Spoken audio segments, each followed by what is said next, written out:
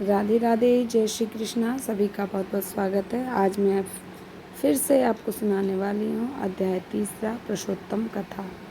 ऋषिगण बोले, हे महाभाग, नर के मित्र नारायण नारद के प्रति जो शुभ वचन बोले वह विस्तार से पूर्वक हमसे कहिए। सूत जी बोले, हे नारायण के नारद के प्रति के जो सुंदर वचन कहे हैं वैसे जैसे मैंने सुनकर वैसे ही कहता हूँ, आप लोगों से सुनिए। नारायण बोले, हे नारद, पहले महात्मा श्री कृष्णचंद्र के राजा युधिष्ठिर से जो कहा जाता था वह मैं कहता हूँ, सुनो। एक समय धार्मिक राजा अजातशत्रु युधिष्ठिर छल प्रिय धृतराष्ट्र के दुष्ट पुत्रों द्वारा धृतक्रीड़ा में हार गए थे। सबके देखते देखते अग्नि से उत्पन्न हुई धर्मपरायणा द्रौपदी के बालों को पकड़कर दुष्ट दुशासन ने खींचा और खींचने के बाद उसके वस्त्र उतारने लगा। तब भगवान कृष्ण ने उनकी रक्षा की। पीछे पांडव राज्य को त्याग काम्यक वन को चले गए थे। वहाँ अत्यंत कलेश से युक्त वे वन के फलों को खाकर जीवन बिताने लगे। जैसे जंगली हाथियों के शरीर में बाल रहते हैं, उसी प्रकार पांडवों के शरीर में बाल हो गए थे। इस प्रकार दुखद पांडवों को देखने के लिए भगवान देव की सुत मुनियों के साथ काम्यक वन में गए।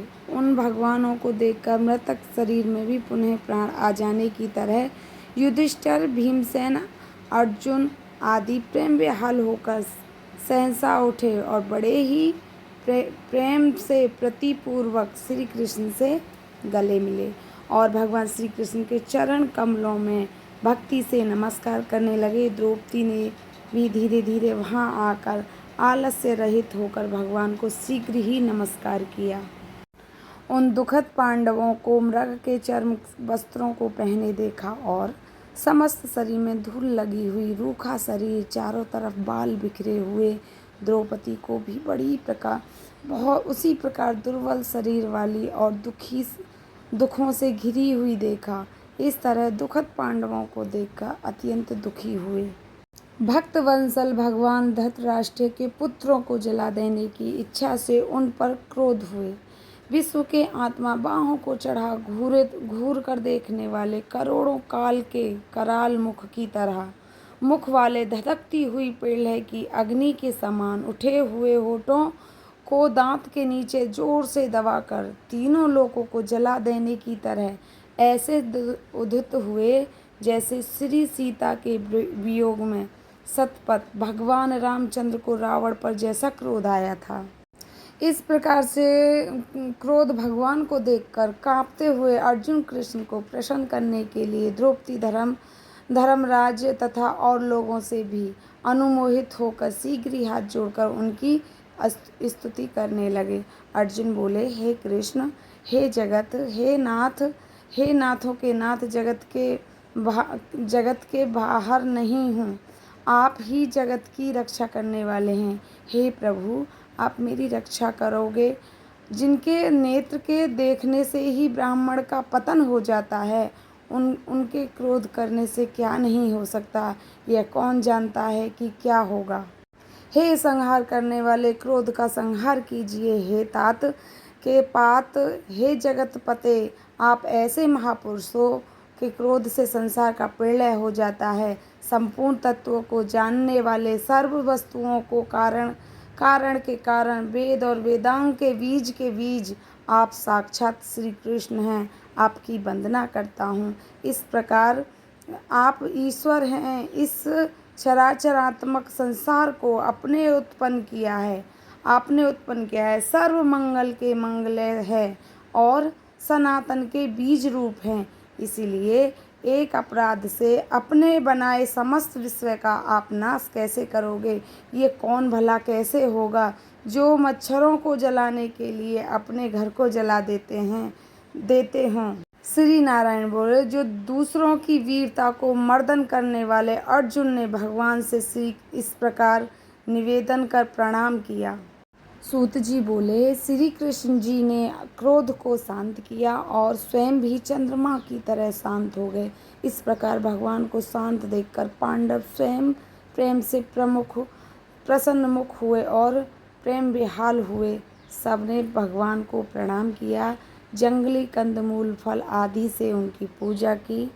नारायण बोले, तब तुम शरण में जाने योग्य भक्तों के ऊपर कृपा करने वाले श्री कृष्ण को प्रसन्न जान।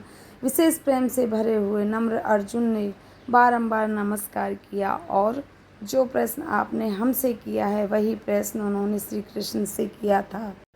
इस प्रकार अर्जुन का प्रश्न सुनकर श्री कृष्ण क्षण मात्र मन को सोचकर अपने सद्गुरु पांडवों को और व्रत को धारण की हुई द्रौपदी को आश्वासन देते हुए भक्तों में श्रेष्ठ श्री कृष्ण पांडवों से हितकर वचन बोले। श्री कृष्ण बोले, हे राजन, हे महाभाग, अब मेरा वचन सुनो।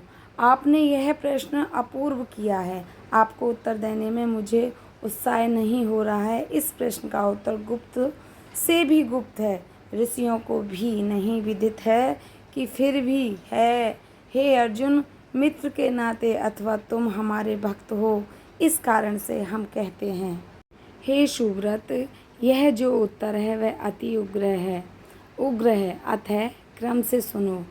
चैत्रादि जो 12 मास निमेष महीने के दोनों पक्ष, घड़ियाँ, प्रहर, त्रिप्रहर, छव, ऋतुएं, मुहूर्तें, दक्षिणायन, उत्तरायण, वर्ष, चारों योग, इसी प्रकार पदार्थ तक जो काल है, यह सब नदी, समुद्र, तालाब, कुएं, बावरी, बाड़ियाँ, सोते, लता, औषधियाँ, वृक्ष, बाँस आदि, पेड़, वन की औषधियाँ, नगर, गांव, पर्वत, पूड़ियाँ से सब मूर्ति वाले हैं और जो अपने गुणों से पूजे जाते हैं।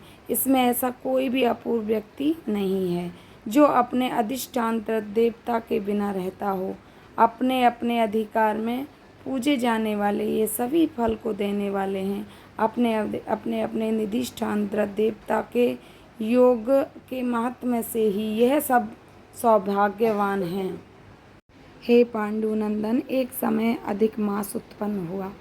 इस उत्पन्न हुए सहसा निनंतक मास को सब लोग बोले कि यह मास मल मास सूर्य की संक्रांति से रहित है, अतः पूजने योग्य नहीं है।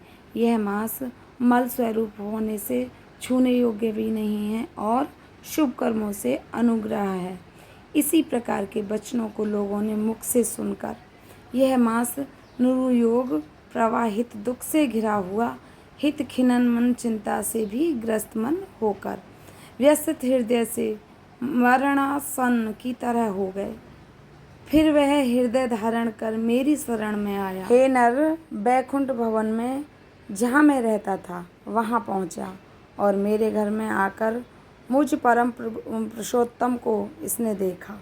उस समय अमूल रत्नों से जटिल स्वर्ण के सिंहासन पर बैठे मुझे देखकर यह भूमि पर साष्टांग दंडवत कर हाथ जोड़कर नेत्रों से बारंबार आंसुओं की धारा बहाता हुआ हृदय धारण कर गदगद वाणी से बोला। सूत जी बोले, इस प्रकार महामुनि बद्रीनाथ कथा कहकर चुप हो गए। तब नारायण के मुख से एक कथा सुनकर भक्तों के ऊपर दया करने वाले नारद मुनि बोले। पुनः हे नारद बोले, इस प्रकार अपनी पूर्ण कला से विराजमान भगवान विष्णु के निर्मल भवन में जाकर भक्ति द्वारा मिलने वाले, जगत के पापों को दूर करने वाले, योगियों को भी शीघ्र न मिलने वाले, जगत को अभिदान करने वाले ब्रह्मरूप मुकुंद जहाँ पर रहते थे उनके चरण कमलों की शरण में आया हूँ। अधिक मास बोला। अधिक मास क्या बोला, इसका वर्णन मैं चौथे अध्याय में करूँगी। चौथे अध्याय मिलेगा आपको कल। तब तक राधे राधे।